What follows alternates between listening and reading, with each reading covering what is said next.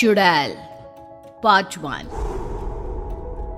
ऊंची ऊंची पहाड़ियों और घने जंगल से घिरा हुआ भैरवगढ़ गांव काली पहाड़ी के ठीक पीछे था।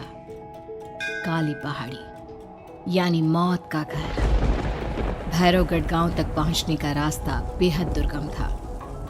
लगभग 24 घंटे घने तूफान और तेज हवाओं की वजह से वहां के वीराने माहौल की कहानियां लोगों के दिलों को दहला देती थी।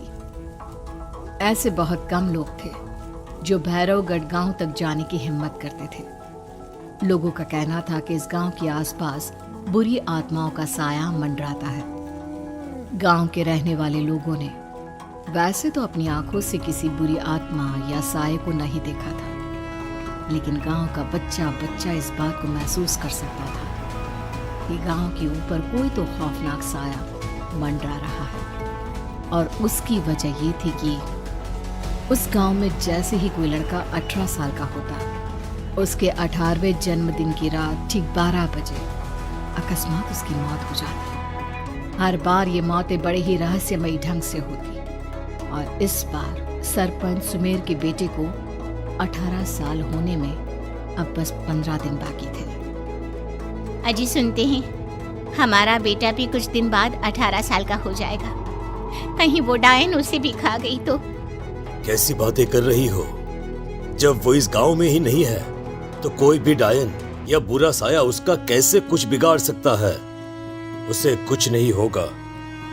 हाँ जानती हूँ, आपने उसे पढ़ाई के बहाने इस गांव से बाहर निकाल शहर भेज दिया है, लेकिन ये भी तो सच है ना कि वो बार बार यहाँ आने की जिद करता रहता है। वो चाहे कितनी भी जिद कर ले जानकी, पर मैं उसे इस गांव में कभी वापस नहीं आने दूंगा। मैं नहीं चाहता कि गांव के दूसरे लड़कों की तरह मेरे बेटे की भी अजीबोगरीब ढंग से मौत हो जाए। कभी कभी तो लगता है कि हम सब गांव वालों को हिम्मत करके अपने गांव को इस बुरी आत्मा से छुड़वा लेना चाहिए।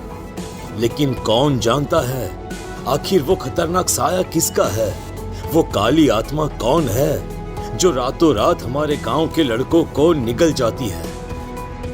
सुमेर और जानकी जब ये सारी बातें कर रहे थे तब रात के लगभग 10 बज चुके थे और हर रात की तरह भैरवगढ़ गांव एक भयानक काले तूफान की आगोश में था। बाहर चल रही तेज हवाएं और बारिश के बीच कभी कभी ऐसा लगता जैसे कोई बुरी तरह से चीख रहा है। किसी के तड़पने और चीखने की आवाजें गांव के कानों में बार बार टकराती, पर वहां रहने वाले किसी भी औरत या आदमी के अंदर इतना साहस नहीं था कि वो अपने घर से बाहर कदम रख के उन आवाजों तक पहुंच सके। सो जाओ जानकी और घर के खिड़की दरवाजे कसकर बंद कर दो। अब जानकी सब खिड़कियां ठीक से बंद करने ही लगती है कि तभी उसे अपने घर के दरवाजे पर जोर जोर से खटखटाने की आवाजें सुनाई देती है। इन आवाजों को सुनकर जानकी और सुमेर के चेहरे डर से पीले और हाथ पैर ठंडे पड़ जाते हैं। जानकी, जानकी, इतनी रात कौन होगा? पता नहीं, ऐसा लग रहा है कोई बुरी तरह से दरवाजा खटखटा रहा है। अरे हाँ, पर किसी की आवाज भी तो नहीं आ रही। क्या करूं? दरवाजा खोल लूं या नहीं? कहीं ऐसा ना हो कि किसी को हमारी मदद की जरूरत हो। लड़खड़ाते कदमों से सुमेर दरवाजे के करीब जाता है और अपने कान को दरवाजे पर रख धीरे से आवाज देते हुए पूछता है, कौन है? कौन है वहां? तभी एक बेहद डराने वाली आवाज उसके कानों से टकराती है। दरवाजा खोलो, दरवाजा खोलो, वरना आज की रात इस गांव में कोई जिंदा नहीं बचेगा। मैं जानती हूँ तुम्हारा बेटा 18 साल का होने वाला है। अगर उसकी जान की जरा भी परवाह है तो दरवाजा खोल दो। इस आवाज को सुनते ही सुमेर घबरा कर पीछे हट जाता है और जानकी को पूरी बात बताता है। कहीं वो डायन हमारे घर तक तो नहीं पहुंच गई? अब हम क्या करेंगे? मुझे दरवाजा खोलना ही होगा जानकी। मेरे पास अब कोई रास्ता नहीं है। इतना कहकर सुमेर डर से अपनी दोनों आंखें कसकर बंद करता है और कांपते हाथों के साथ झटके से दरवाजा खोल देता है। तभी किसी के जोर से हंसने की आवाज सुमेर और जानकी को सुनाई देती है। उस आवाज को सुन दोनों दरवाजे की तरफ देखते हैं और सामने अपने बेटे राहुल को खड़ा देख दंग रह जाते हैं। राहुल के हाथ में उसका मोबाइल होता है जिसमें से वो आवाज बज रही थी। ये क्या मजाक है? और तू यहाँ, तुझे मना किया था ना गांव में आने को, समझ में नहीं आता क्या? 18 साल का होने वाला है तू। माँ, आप लोग भी पता नहीं किन अंधविश्वास भरी बातों पर भरोसा करते हैं। क्या क्या मैं अपने घर नहीं आ सकता? आप लोगों से नहीं मिल सकता? देख बेटा, हमने तुझे किसी वजह से ही इस गांव से दूर रखा था और यहाँ आकर तूने अच्छा नहीं किया। चल चल चल, मैं तुझे अभी के अभी वापस शहर छोड़कर आता हूँ। ओफो पापा, आप बेकार की बातों से परेशान हो रहे हैं। बाहर इतना तेज अंधड़ तूफान चल रहा है, कहीं जाने की जरूरत नहीं है। मैं बस आप लोगों से मिलने आया हूँ, कुछ दिन रहकर चला जाऊंगा। दिमाग खराब हो गया है इस लड़के का, नहीं जानता कि इस गांव में ये सुरक्षित नहीं है। किसने कहा था तुझे यहाँ आने को? ये आवाजें सुन, बाहर से जो आवाजें आ रही है तुझे सुनाई नहीं देती क्या? अरे माँ, जब जोर से तूफान चलता है, तेज हवाएं चलती हैं, तो इसी तरह की आवाजें आती हैं। ये बहुत नॉर्मल है माँ। नॉर्मल होगी तेरे लिए बेटा। 4 दिन शहर में पढ़कर आया है तो अपने माँ बाप की बात नहीं मान सकता। माँ, मुझे अभी बहुत जोरों से भूख लगी है, पहले कुछ खिला दो, और रात भी बहुत हो गई है। हम इस बारे में कल बात करते हैं, ठीक है? राहुल के वापस आ जाने से जानकी और सुमेर की आंखों की नींद उड़ गई थी।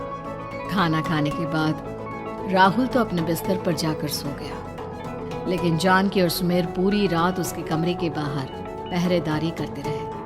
उन्हें पल पल इसी बात का डर था कि कहीं उनके बेटे को कुछ हो ना जाए। रात बीतती है, सुबह का सूरज निकलता है। अब जैसे ही वो राहुल को नींद से जागते देखते हैं तो उन दोनों के दिल को सुकून मिलता है।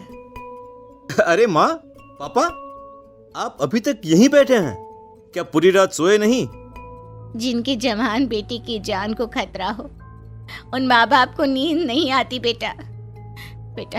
अब तो वापस शहर चला जा। देखो माँ, मैं किसी जरूरी काम से इस गांव में आया हूँ, और वो काम पूरा होने के बाद मैं खुद यहाँ से चला जाऊंगा। काम? गांव में तेरा क्या काम है? पापा, मैं बचपन से ही इस गांव के बारे में बेहद डरावने किस्से सुनते आया हूँ, इसीलिए अब मैं उन्हीं किस्सों के ऊपर डॉक्यूमेंट्री फिल्म बनाऊंगा। रिसर्च करना चाहता हूँ कि आखिर सच्चाई है क्या। हे भगवान, लो जी, सुन लिया, और भेजो इसे पढ़ने के लिए शहर। मैंने आपसे पहले ही कहा था, मेरी बहन के पास दूसरे गांव भेज दो। ना ये शहर जाता और ना उल जुलूल की बात इसके दिमाग में आती। जानकी और सुमेर राहुल को समझाने की बहुत कोशिश करते हैं, पर वो किसी की बात नहीं सुनता और अपना कैमरा लेकर गांव की पास वाली काली पहाड़ी की तरफ निकल जाता है। अब राहुल जैसे ही काली पहाड़ी पर पहुंचता है, उसकी नजर पहाड़ी के ठीक बीचों बीच बनी एक पुरानी झोपड़ी पर पड़ती है। यहाँ भी कोई रहता है क्या? ये इंटरेस्टिंग होगा। राहुल की आवाज पहाड़ों से टकराकर उसके कानों में सुनाई दे रही थी। उसने चारों तरफ का नजारा देखकर वहां की तस्वीरें अपने कैमरे में उतारना शुरू कर दिया। तभी अचानक राहुल ने अपने कैमरे में खींची हुई तस्वीर को जूम करके देखा और उसमें उसे जो नजर आया वो देखकर राहुल के होश उड़ गए। क्या सचमुच उस गांव के ऊपर किसी बुरी आत्मा का साया था? क्या राहुल की जान बच पाएगी? क्या देखा था राहुल ने उस फोटो में जिसे देखकर वो दंग रह गया? इन सवालों के जवाब जानने के लिए देखिए इस कहानी का अगला भाग।